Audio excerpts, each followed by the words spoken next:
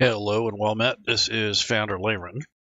Going to be doing some line of sight on a map that was created by Zovya, also known as Zovya Maps. She has a patron that I subscribe to. I'm going to do some line of sight for this particular map. It doesn't have any yet. This map is in my assets. If I unlock the map and go over to the line of sight tools, you can see there's nothing on here yet. So generally, when you have a map like this, the first thing you want to do is enable the grid. So if you go over to the grid and you turn on the visibility, you can see the grid now. If you want to change the color, you can come up to the color picker and change to something a little bit brighter so that you can see. If you need to make any adjustments, you can see it's just slightly off. You can use these little cursors to move the map a little bit, or the grid, and then you can use these little fine tuning ones to get it more centered. So this is just a way that you can optimize how the map appears and what the grid looks like sitting on top of the existing grid in this case. So the best way to do this, or at least the approach, is that you want to try to stick with one tool. So I'm in the line of sight tool right now. I think I'm going to do these outside areas with just a little bit of contour. Don't really need a whole lot of line of sight out here, but I am going to zoom in and add just a terrain tool. So if you go to the terrain, which is this little Christmas tree, go to the line tool and then just click around the object. So you don't need to be right on the edge, just kind of within the boundaries of that. And then just click on the outsides here to where it's going to roughly take on the dimension of that rooftop. Same thing with this. I'm just going to click somewhere in here and just click around so that you're not really have to be that accurate, but you still want to be able to see what's going on.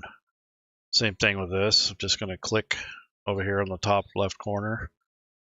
These are just rooftops of buildings that are in the area. So you might not even use these during gameplay, but if you do, your players won't be able to see up there unless they climb up on top of something. So that's the only reason I'm putting them on there. Otherwise, I'd just leave it. Sometimes it's just not worth putting the line of sight on there if you're never going to use it. And then there's the rooftops here for different buildings. So if that's what you want to do in your game, then that will definitely be useful to you. So this is some other objects here. Looks like some more rooftops potentially. So I'm going to go ahead and put the line of sight on these just in case. I don't know how far this building goes, but I'm just going to guess it's somewhere in here.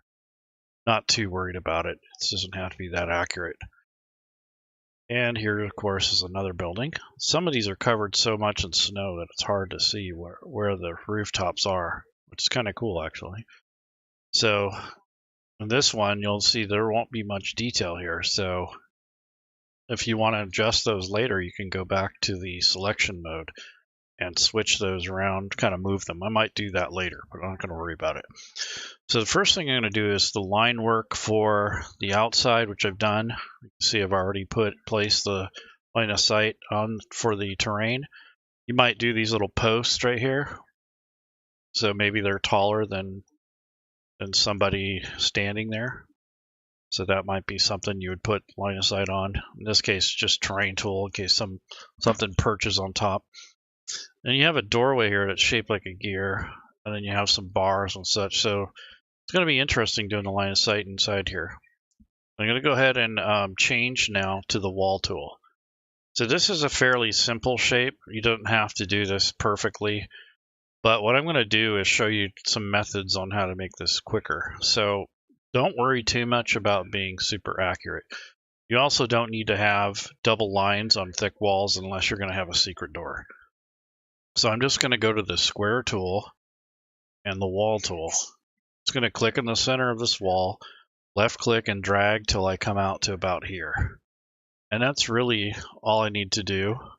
But as I can see, I didn't quite get it where I wanted it because I actually moved the map. So I'm just going to start over. I hit Control Z to stop the drawing process there.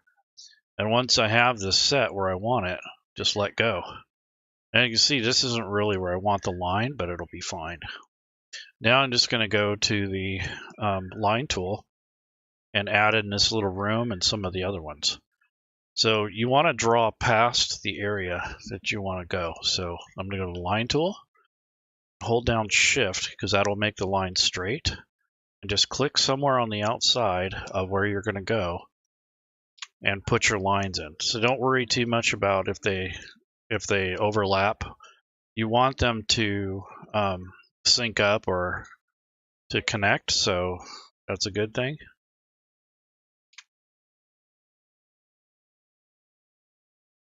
And as you can see, I've already started this process, and I'm going to zoom in a little bit. In this case, I've kind of lost my straight edge, but that's close enough. I'm going to hit Shift again and place this next line. So as you can see, this is like not really a perfect area, but it is what it is. So it's not, it's not a perfect thing. So I'm just putting in these little lines here, and then I just click through here, get a nice straight line, double click. So you can get rid of these little spaces later. You don't have to worry about those right away. I'm going to do the same thing out here. So holding down the Shift key, double clicking, and that gets me to where I want to go. Grid lines help a little bit to keep things straight. So actually that's a little bit too far north or too far up, so I want to, there we go, a little bit more centered. So these are just ways to kind of speed things up so you're not spending hours doing this. Okay, so there's that. There are some structures here, which we'll use the square tool on that. So I'm going to go ahead and do that. So use the square tool and just trace on the outside. Don't have to be real accurate. This does show that these are solid pillars. They probably go up to the ceiling. So I'm just going to go ahead and grab those and put those in there. You can do the same with here if you want. I noticed that there's a couple lines that I forgot over here. So I'm going to go ahead and go to the selection tool, drag this one through. Now it makes this vertice here, which is fine. And I'm in the line tool now. So I'm going to hold down Shift and click and just go straight across. I'm not worried if it's overlapped or if I've covered any doors right now. So these are just to get the lines in. That's all I'm trying to do. Up here is like a railing, so it might just be that we just put like a terrain tool or just leave it the way it is. So this is a raised area. Maybe it's a stage, who knows? But it has a little staircase leading up. This gear shape here is the bar, so I think I'll leave that. But if you wanted to block vision, you could by just putting in the line of sight in here. So it just depends on what you're doing. So now that you have all the line work in, or most of it, you can go back and remove the stuff that you don't want. What's handy about this is that you can do it all in one shot without jumping back and forth between tools. There are a couple things I want to add. I want to add in the door and a couple other small doors, so I'll do that first. So I'm going to go to the door tool, go to the rectangle tool, and I'm going to draw just a doorway into this gear, which is the front door, basically. And then this little area here is a door, so I can just take this and drag this over, and there's the doorway for that. And kind of go through the rest of the map and see where there might be windows or doors. So this is a fireplace, so I'll leave that.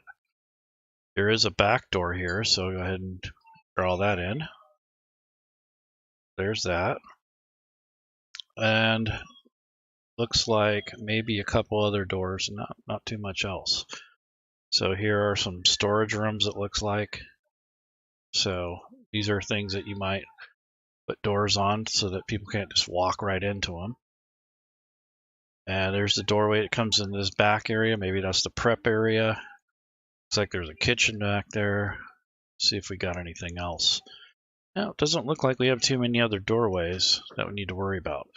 So I'm going to go ahead and start removing the excess lines. So this is where a lot of people get weirded out. So when you're drawing these lines in, if you try to click on a line and make it accurate, it's quite often you'll miss. So you might go like this.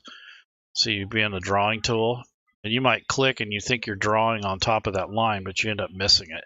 So what you want to do is just draw past or through, and that way you know for sure that these lines have intersected. Once they've intersected, you have this point here, which is what you want. So I'm going to go ahead and just click on the selection tool. And if you want to get rid of these doors or any windows, like you want to get rid of these lines, you can come through and put another line through here, but get the right tool. So I want to go in the wall tool, just single click, and then there we go. Just draw that line through it. Anything that you want to remove. So I want to remove this line here and this line right here, because these are just extended lines that I don't need. This doorway, same thing. So I'm just going to add a line there. I'm going to actually take and put a line here, because this is like a doorway or door frame. So what I want to do is take the shift key and just click here and here. This is just a walkway. But the reason I'm doing this is so that I can take this line out here in the center, because that's a walkway. And then for the doors, same thing, just drawing in the excess areas so I don't have to try to manually manipulate and change that. So that is basically it. Now what I'm going to do is go through and clean these up. So any edges that are led off to it, I can do that. So I'm going to start here in this front area and then work my way over. So go to selection tool, double click on the center point, hold down the delete key, and then single click, and then that gets rid of that line. You can do that with just about anything. So here's a little excess line I don't need. So I just single click, get rid of those extra lines, just like that. This is going to take out this whole segment. So I'm going to double click, hit delete, single click, and that deletes this segment. Double click, it selects all these points, single click, delete. So you just systematically go through, add all of your lines first, and then remove any of these tails or these excess things that are sticking out. Like this one, I don't know where it went. Hey, how you doing?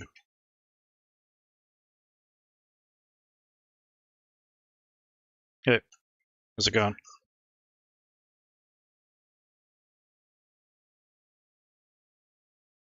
No, I'm actually on live, but show you what I'm doing. You need any help?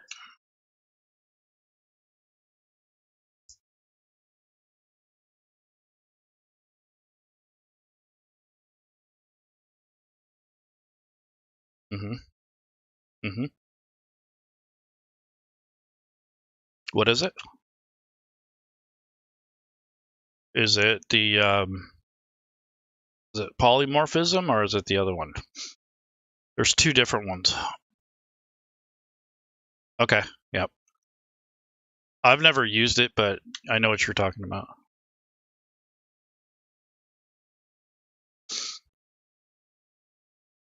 Yeah, I'm actually going through and removing the excess lines. Because usually when you create the lines, people try to click right on the line to be accurate. Quite often you'll miss half the time. Yeah, so all you have to do is actually just draw past. So I just drew this one through to make sure that it's intersected, and to just single click and hit delete, and that gets rid of the excess. This one is a line that I just cut through because I wanted it to be accurate, But I can just double click, it gets all those points, hit delete, and then single click and it gets rid of that segment. It's okay.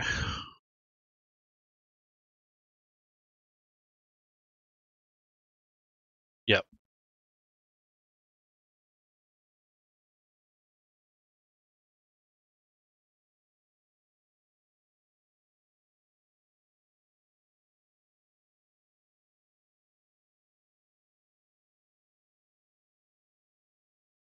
Mm-hmm.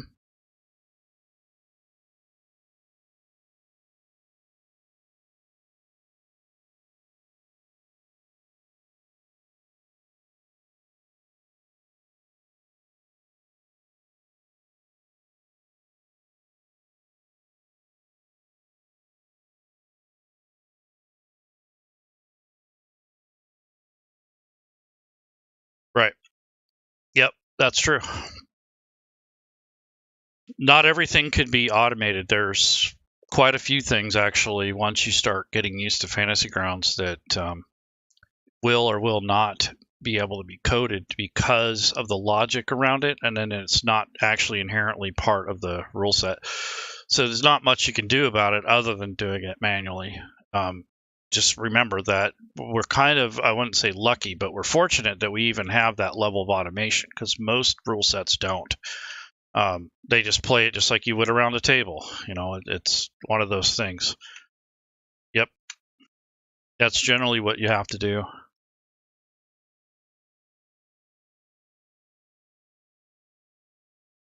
Nope. And Spare the Dying is something that, I don't know. What does it do? It adds the, yeah, that's just a manual thing too.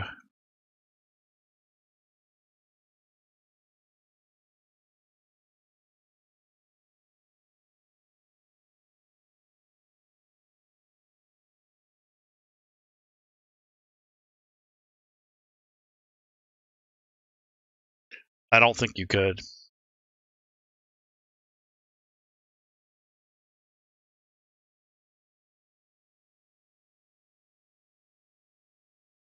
Yeah, it would be nice if they can drop it on themselves. Then you don't have to do it. They should.